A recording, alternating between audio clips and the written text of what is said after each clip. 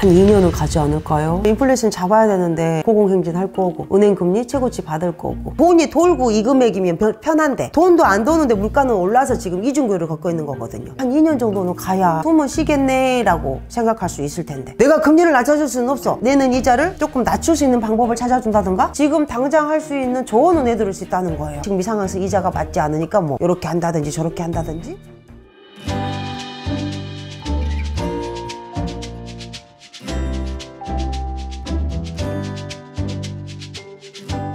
안녕하세요. 네.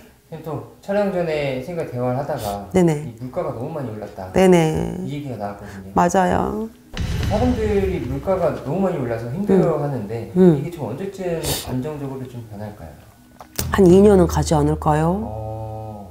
그냥 봐도 한 2년은 갈 것 같아요. 뭐 점을 치면 더 자세하게 알 수 있는 문제지만 점을 안 쳐도 일반인들도 대충 지레짐작하고 있잖아요. 전쟁이 좀 잠잠해져야 되고 중국이랑 미국이 조금 잠잠해야 우리가 원자재 갖다 쓰기가 편할 거고 눈치 덜 볼 거고 그러면 인플레이션 잡아야 되는데 잡기 전까지는 계속 고공행진 할 거고 은행 금리 최고치 받을 거고 은행 금리가 떨어져야 물가도 떨어질 텐데 그리고 원자재 값은 계속 올라갔고 이 올랐던 걸 다시 떨쳐주지는 않을 것 같은데 그러면 우리가 하다못해 3만 원짜리 사입던 옷을 이제는 37,000원에서 4만 원을 줘야지 똑같은 옷을 사입을 수 있다는 뜻이잖아요. 맞아요.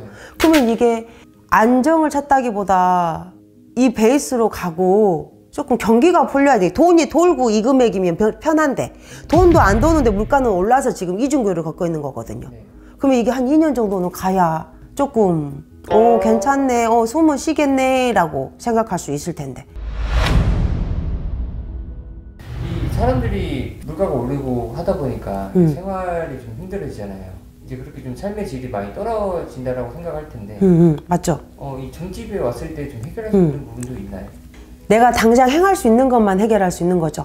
근본적인 건 해결이 안 되죠. 왜? 이 물가 오르고 인플레이션 오르는 건 내가 할 수 있는 문제가 아니에요. 그리고 우리나라만 잘한다고 해서 될 일이 아니에요. 전 세계적으로 겪고 있는 지금 블랙다운, 셧다운 같은 개념이라고 생각하시면 돼. 그러면 이건 우리나라가 정치를 잘한다고 해서 우리가 막 뭐를 한다고 해서 해결될 수 있는 문제는 아니야. 미국이 금리를 낮춰야 우리도 낮출 수 있는 구조잖아. 우리는 다 수출해야 되니까. 미국이 금리할 때까지 기다리려고 그러면 눈치를 보게끔 돼 있고 우리는 금리는 올랐고 그럼 여기서 중국에서 우리가 원자재 갖고 올 때 중국 눈치를 또 봐야 되니까 이중으로 우리는 눈치를 보고 있는 거죠. 그러면 우리가 점을 보러 올 때 금리를 낮춰주세요. 더 대출하고 싶어. 이건 내가 해결이 안 되죠. 이 친구가 이자를 낼 수 있게끔 어떤 취직을 한다든지 알바할 수 있는 건 권해줄 수 있는 거죠.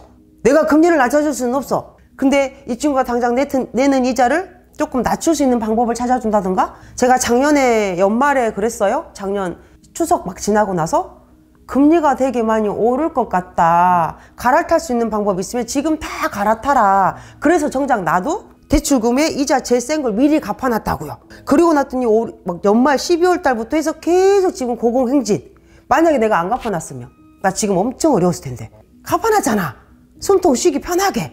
근데도 숨쉬기 어려워. 물가가 계속 이자를 좀 적게 내는 방법을 찾았더니 물가가 지금 더 올랐어. 이자 내는 돈에 지금 내가 쓰는 지금 생활비를 더 쓰고 있다고 보시면 돼요. 근데 만약 내가 이자를 안 줄여놓고 대출금을 안 줄여놓고 그대로 내고 있다 그러면 정말 힘들었을 거예요. 그럼 여기서 내가 지금 이 생활의 패턴을 한 번 더 조절을 해야 되겠구나. 뭐 나가는 지출을 한 번 더 관리를 지금 해야 되겠구나 라고 생각한다는 거죠. 그래서 내가 아까 실장님한테 내가 처음 겪는 어려움? 이거 뭔가 조절하지 않으면 어렵겠구나. 왜? 쓰는 게 문제가 아니고 들어오는 건 한정적인 건데 내가 똑같이 지출하면 안 되겠구나 라고 생각하는 거지. 분명히 똑같은 지출인데 이미 지출 금액은 커졌어요. 달에 한 300, 400 정도가. 난 분명히 똑같이 지출하고 있는데 이 400이 물가가 오른 거예요. 그러면 이 400을 내가 줄일 수 없으니 다른 거 조절할 수 있는 부분을 지금 찾아야 된다는 거죠. 그렇다면은 힘들잖아요. 사람들은 금전적으로도 많이 힘들고 이제 그러다 보니까 좀 힘들어 하시는데 어떻게 좀 극복을 해야 될까요? 제일 좋은 방법은 이자를 적게 낼 수 있는 방법을 당장 찾으셔야죠. 평수를 줄인다든가 저렴한 집을 알아본다든가 이자를 안 안고 갈 수 있는 방법을 찾는다든가. 그래도 부담스러우면 진짜 직장 놔두고 투잡, 쓰리잡까지 생각해서 이 고비를 넘길 수 있는 방법을 택하셔야죠. 더 이상 수입이 안 늘어날 수 있는 요지는 많고 구군이 어려우니까 수입은 딱 요 정도일 텐데 그 전하고 작년 재작년하고 똑같이 수익 지출을 하면 안 된다는 거니까. 그럼 나도 내 방법을 찾는다 그러면 지금 당장 고비를 넘길 수 있는 방법을 집에서 할 수 있는 재테크나 알바를 찾아보셔야죠. 생각보다 재테크는 정말 많다는 거예요. 간단히 뭐 블로그 후기 써주고 뭐 알아봐주고 뭐 한 주에 40, 30을 받더라고요. 한 달이면 150을 받을 수 있으니 그렇게 해서 잠자는 시간을 조금 줄여놓고 그렇게 해서 이자금을 낼 수 있게끔 맞춰놔야지. 그냥 평상시처럼 똑같이 직장 다니면서 이자 올렸다 힘들다 하시면 안 된다는 거지. 단기에 끝날 문제가 아니니까 2년을 버텨야 돼. 안 그러면 이게 경매에 나온다든가 더 조그만 집을 옮길 집이 없을 텐데 집주인들도 이자를 올릴 거니까 그러면 방법을 찾아야지. 맞잖아요. 그러면 본인 사주에 어떤 투잡을 하는 게 맞고 뭐가 어울리고 어떤 게 괜찮고. 나 아는 친구는 우리나라 조금 큰 데 다녀요. 근데 이 친구 주말에 쉬니까 다른 데 직장을 계약서를 쓸 수가 없대요. 주말에 계약서 안 쓰고 할 수 있는 알바를 찾아서 하고 있어요. 토요일 일요일만. 거기가 식물 카페인데 관리해주고 시간마다 물 주고 자리 배치해주고 요런 일 하루 종일 하는 게 아니고 하루에 한 4-5시간 11시에서 뭐 4시인가까지만 한다 하더라고요. 딱 손님 많을 때 식물 관리하기 편할 때 요때. 그러면 그것만 해서 매주 토요일 일요일 한 달에 8번 해서 그래도 한 달에 뭐 한 60-70만 원?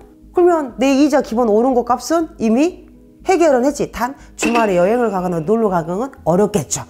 근데 지금 이 상황에서 놀러도 가고 돈도 펑펑 쓰고 응? 오른 이자도 막 낼 수 있을 만큼 경기는 아니니까 한 가지는 참아야지. 이게 우리 같은 사람한테 전보로 온다고 해서 뭐 내가 이자를 낮춰주거나 뭐 직장을 막 좋은데 가도 이자는 부담스러우니까 그건 못 해주더라도 지금 당장 할 수 있는 조언은 해드릴 수 있다는 거예요. 조금 더 오르니 지금 이 상황에서 이자가 맞지 않으니까 뭐 이렇게 한다든지 저렇게 한다든지. 그리고 요즘 나라에서도 정말 혜택을 많이 주고 있잖아요. 젊은 친구들 뭐 30살, 35살 때까지는 청년들 모은 해락해갖고 정말 많이 그걸로 갈아타나라 한다든지 고래도 알바 해봐라 한다든지. 그러니까 이런 뭐 조금 더 삶의 질이 좋아질 수 있게끔 그죠? 그죠? 아. 하루아침에 1억 천금은 못 줘. 근데 여기서 바뀌거나 상황이 조금 나아질 수 있는 건 얼마든지 조언 드릴 수 있죠. 감사합니다. 고맙습니다.